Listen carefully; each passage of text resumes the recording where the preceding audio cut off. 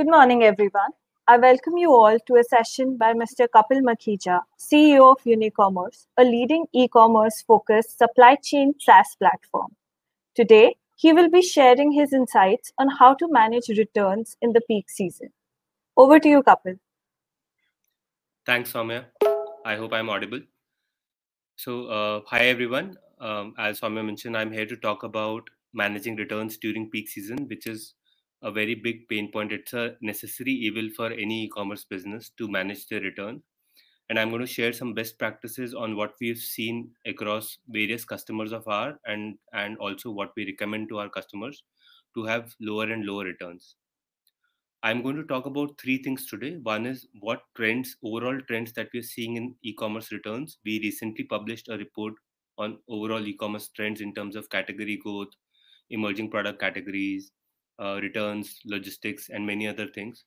So I'm going to cover some snippets of that report pertaining to the trends that we've covered on returns. Second, I'm going to talk about, basis our experience, what we've seen are the key reasons for returns and how do different sellers handle returns during peak season and what are the best practices for the same. So starting with the trends, one a heartening trend that we've seen on returns is that overall, compared to last year, this is pre-COVID data, compared to last year, the trends have on an overall basis come down at an absolute level by 3%, by percentage by 13%. And what's good to see is the returns on COD coming down by 25%. Though prepaid orders, the returns are anyway lower, they did not see a lot of decrease. But a lot of marketplaces and brands have invested in technology to be able to bring down the returns. And more importantly, the returns in tier 2 and beyond cities went down by 23%. Post-COVID, returns have also seen further drop.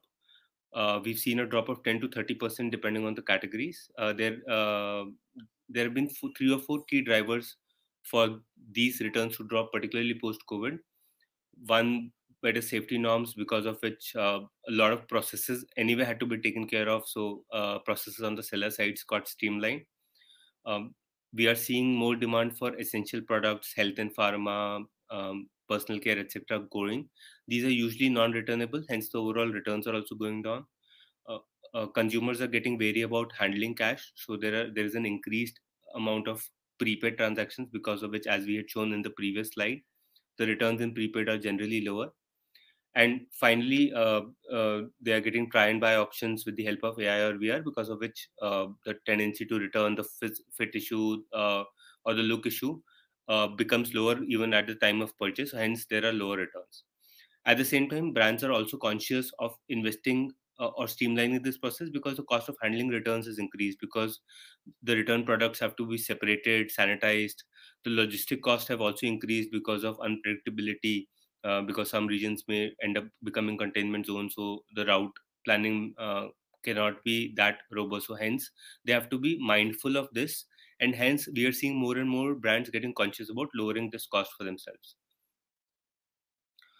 Now moving to the next topic in the session, which is what causes returns. Returns are of two types. One are customer initiated returns, where the customer has received the products, had some issue, and then is sending back. And the second is RTO, where the goods itself could not be delivered to the customer. In case of a customer initiated returns, for the reasons which are under the control of the seller, we've come across major four key reasons there. One is wrong product dispatch due to, let's say, no barcoding available, manual processes in the warehouse. Again, damaged product may be received by the consumer, more applicable in the lifestyle category. Uh, it is not matching with expectations. This is more consumer driven reason, or due to late delivery, the consumer wanted it at a certain point of time because of some time bound reason, and now because we were late in delivering it, the consumer decided to either not use it or try get an alternate product. In case of an RTO, it could be due to many logistic issues, address issue, time of delivery. It could be just cash on delivery of fraudulent orders, because of which the consumer can just decide to change his mind and not receive the order, or just wrong details entered by the consumer. And particularly in the festive season, we've seen returns getting amplified historically. primarily because there is a surge in demand. So brands, the processes are not equipped to handle this additional load, because of which manual processes kick in and then leads to errors. uh, Many brands still continue to use manual return processes, manually segregating items, manually putting them on the shelf without really worrying about the barcode, quality check, and all of that. That makes it a challenge, because once this goes back into the main inventory, then it becomes very difficult to track it. And again, it may just start a cycle in which the consumer starts getting the wrong product, and then leads to further increase of returns. Incorrect items being delivered, again, as I said, because of manual processes, barcodes, etc., not available. The brand may end up delivering the wrong product to the consumer, and delayed deliveries because the logistics are also strained for festive due to festive season. So the brands have to plan their deliveries very very well.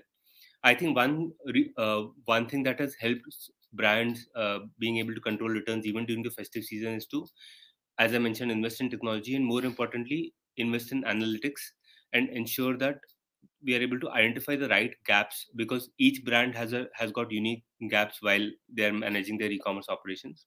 And the analysis of these returns actually gives a lot of insights about the process gaps that a brand has.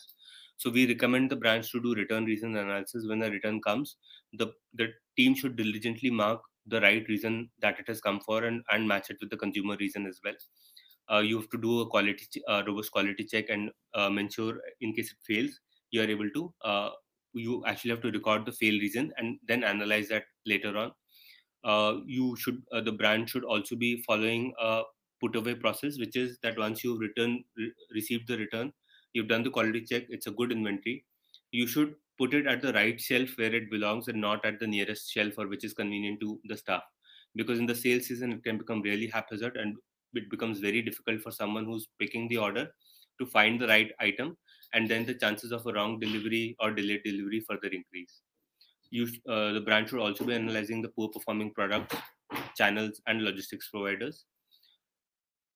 At all this time, there should be effort to ensure that there is streamlined refund and exchange processing. Customer experience is paramount, and this is the festive season is a time when it is most bound to suffer. And if these processes are in place, the brand will be able to ensure a seamless refund and exchange processing experience for the customer, and ensure that there are detailed analytics in terms of reports, doing returns reconciliation, to be able to either raise disputes with the marketplaces, discuss with the logistics providers, and have a holistic perspective on what's happening with their returns. Some of the best practices that we have seen getting implemented through our product or even otherwise is that the brand maintains a record of each and every return that comes in the warehouse, whether it's an RTO or a CIR, by channel, by product category, by logistics provider, by location. And there are tons of analytics or cuts that can be done to do this. And the more detailed insights or analytics is done on this, the better insights you get about the gaps in your processes. I think with fixing of the gaps, we have seen returns going down by more than 50% for brands typically from our implementations. Uh, at the same time, uh, doing customer analytics on the orders wherever possible, at least for your website orders, gives you a lot of insights about what's working for a consumer, what's not working, and hence that can again give you insights on your process, and ultimately have a robust supply chain technology solution, like let's say Unicommerce or anyone. But like our our humble request is to at least plan for this festive season through investing in technology for having centralized returns management across marketplaces, websites, and any other channel. Some of the industry specific practices that we've seen to improve customer experience or reduce return is for a mattress industry. We've seen that the packaging of the customer products is different process for picking of return compared to picking of return items, so they use air packing for that.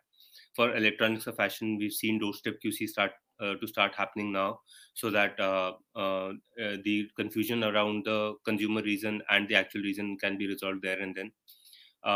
In We've also started seeing the practice of doorstep exchange, so that they are able to save the double cost of logistics for delivering a separate order for exchange. And the omni-channel returns is ensuring that the returns get routed to the right store in case the forward dispatch is also happening through the store. So in terms of if let's say the brand have decided to invest in technologies, we wanted to list down some of the characteristics of a robust returns management system. That these are 5 characteristics that you should look at or evaluate for any technology solution that you're looking to adopt. One, they should have a robust outbound process to ensure that you are able to reduce the amount of potential reasons for returns right at the outbound itself. So through ensuring better barcoding, outbound quality check, the solution should be able to give you robust return analytics to be able to identify return reasons and patterns so that you can identify gaps within your processes. It should be easy to use, should be able to give a seamless experience to the sellers. So maybe automatic allocation of best fit courier based on cost, or image based quality check, especially when a bundle part of a bundle product is coming back, or segregation of QC failed items and standardized QC reasons at the time of the returns.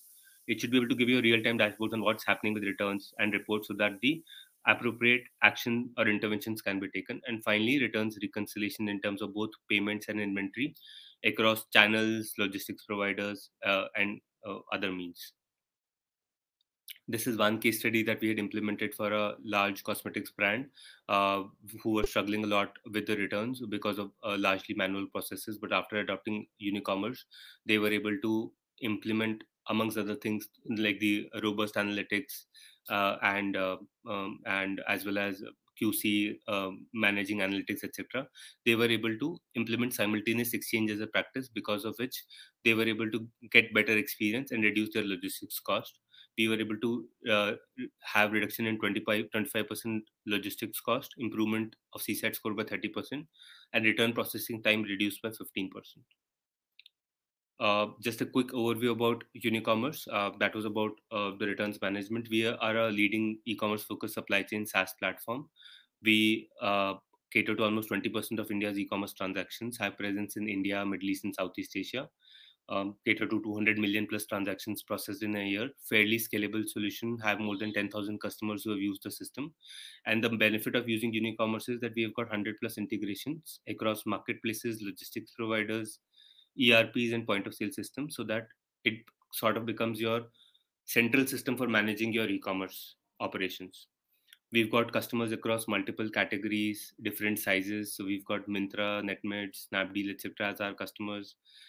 We've got Milton in home care, Marks and Spencer, Forever New, Jack and Jones in apparels, CAF in interiors, and there are Urban Club in service. So there are different categories of customers that we cater to, and from medium to large, and even small. There are a lot of small sellers. As I said, there are 10,000 plus sellers who have used our system.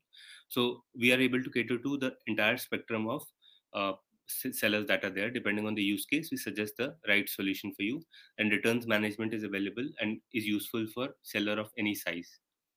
Finally, these are some of the integrations that we have across marketplaces, both India and globally, logistics providers, again India and globally, and ERP and point of sale systems. These are some of the benefits that sellers have seen through our solutions: more sales growth, lower manpower cost, reduced working capital or inventory cost, and reduced e-commerce returns, most importantly. Do plan to visit us on our booth. Our team is there on the Unicommerce booth. And if you do sign up with us through this event, we are going to provide you a discount coupon of 50% extra credits or 10,000 INR worth of credits at your first sign up. Thank you, Kapil, for that insightful session. Attendees are encouraged to go visit the booth and do one-on-one networking in case of any questions or queries. Also, we encourage you to participate in our service provider gamification challenge to stand a chance to win the Amazon Eco Dot and gift cards. Do visit, chat, and interact with service providers for e-commerce. Thank you, guys.